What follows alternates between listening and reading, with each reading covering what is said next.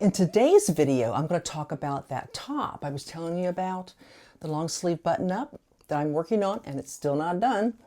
I also started working on dress-a-girl dresses. I mentioned in a few videos back that I want to maybe make one a month to get a jump on it. And also talk about a little bit of what I've been doing this past week. If that interests you, then stick around.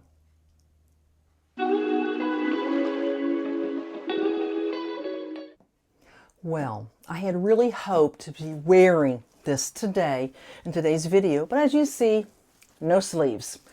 This was the Butterick pattern 6924 that I started, and I'll tell you, it's been a challenge for me, and I will tell you, if you're new or beginner, don't start with something with a collar. It just, like I said, it was a challenge. But I got the collar. Now these buttons right here, I put those on forgetting that I had bought buttons. And I'm going to put these buttons on down the front and then on here. I don't have enough of those anyway. So there's the buttons. But I'm going to have to tell you, I have to give a big shout out to Alex from Mason Lifestyle. She was a big help. I already subscribed to her. But when I was having trouble with the collar and that burrito thing that you do to put the little lining inside, I just couldn't picture it in my head. You know, you read the directions and you read them and you just can't see it. I need to see somebody do it. So I got on YouTube and I searched for this Butterick pattern, and lo and behold, Alex popped up. She had done a tutorial on it. Thank the Lord for that, because she talked through the whole thing, and I just put my laptop here and I watched her, and she talked me through putting on the collar and that burrito method too.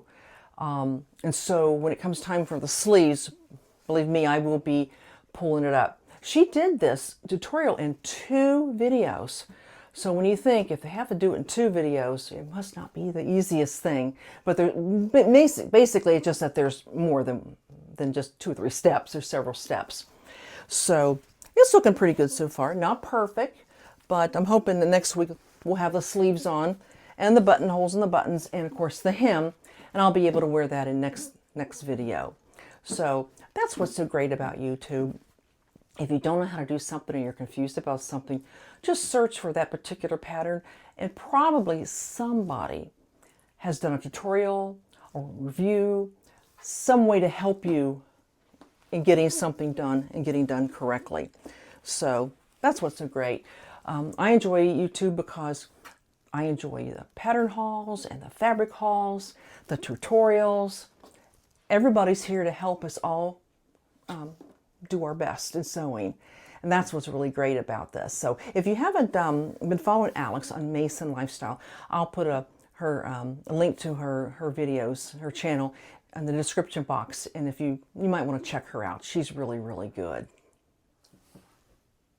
Well, as I mentioned before, when I was doing all those dress-a-girl dresses, I thought I probably should maybe try and do one a month and not try and do them all at once when October came around.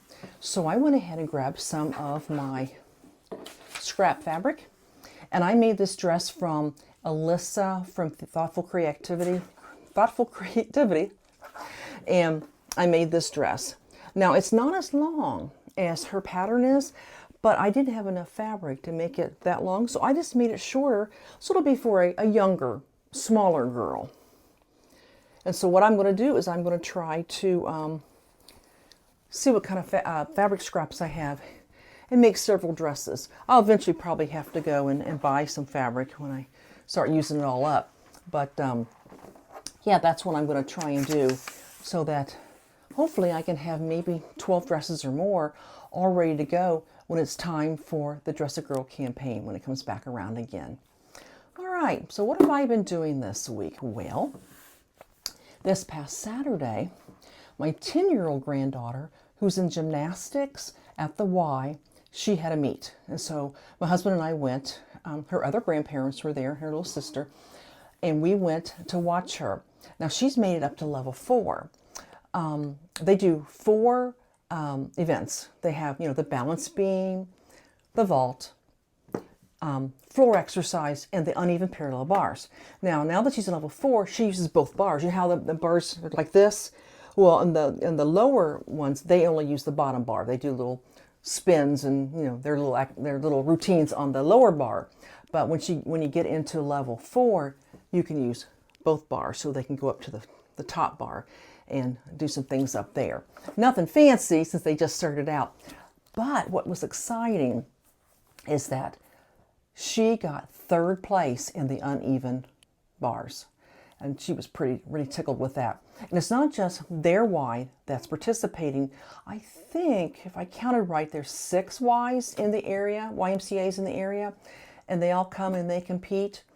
And so, of course, she competes in, it was level 4 junior, then there's level 4 senior, the girls that have been at it longer, and they divide them into those categories. But she was pretty tickled with that. So that's what we did on Saturday. And then Monday night, has anybody ever heard of Bunko, or have you ever played Bunko? It's just a dice game, and basically it's a bunch of women get together and eat, laugh, and have a good time. And so we take turns hosting, and the way we do it, we have the host supplies like the pop and the plates and the silverware if needed, and then everybody brings something to share. And we don't sign up. We just eat whatever comes. This past time, the host made lasagna and garlic bread, and someone brought, we had 2 desserts. My mom made pumpkin pie, and someone brought some cookies. And then, I'm trying to think what else was on that plate. I've already forgot. Pigs in a blanket. Someone brought that. And there was a couple of other things. And we all just, and we for the first half an hour, we sit and talk and eat, and then we play our game. And then what we do is we have prizes. Now, the prizes are just nothing expensive. We tell people, go to the Dollar Tree, just something fun. We've even had people make things. In fact, twice I made little paintings on these 5x5, and everybody got one on a little stand. Oh, I don't think I have one here that I made. I could show it to you. But yeah, it's fun. And the prizes aren't really expensive. It's just the fun of winning something. Well, this little plan here, I won. Here's what's so funny about this. When I opened it up, I went, oh no, another plant I'm going to kill. Well, I got it out, and guess what? It's fake. I'm going, yes, my kind of plant. I think it's really cute. Can't kill it. I just have to dust it a little bit. It'll be fine. I do have one plant that I've actually kept alive since Mother's Day. And my daughter's pretty proud of me for not killing it yet. So that's what I've been doing. I've been out running errands and doing stuff all day today. So that's what I've been doing. I don't sew every single day, even though I'd like to, but we got other things we have to do. We've got, housework and errands and appointments and, other things that have to be done. I know most of us, if we could, we'd lock ourselves in our sewing room and just, put a do not disturb sign on the door and just sew all day long. But that's what I got done. I got the dress done, and that the top is close to being done. And so, like I said, I hope I'll be wearing that. Now, what I'm doing next week, gosh, I haven't even decided yet what I'm going to do for next week. Thanksgiving is in 2 weeks, I believe. So we'll just have to see what happens with what I decide to do. Like I said, I usually tend to go with the flow. I might get out my pattern books and kind of zip through and see what there is and see what I want to do next time. All right, well, it's been great talking with you, and I really, really appreciate you here. If you haven't subscribed and you'd like to, that'd be great. If you're new and this is your first time with me, I'm glad that you're here. And I hope you like what you see in here and that you'll want to come back and see me again sometime. All right. Well, I guess that's all I have for you till next Friday Sews. I'd like you to take care, and I'll see you next week. And before I forget, I almost forgot to thank Jen in Today in Jen's Sewing Room for starting this hashtag. She's a lovely lady. I met her back in June, and we're all grateful that she started this because so many people have gotten together. And now we can kind of peek into everybody's lives and see, what have they been doing? What are they sewing? Is it something I'd like to sew? That type of thing. So thank you, Jen. So you all come back next week. I'll be happy to see you again. Take care and God bless.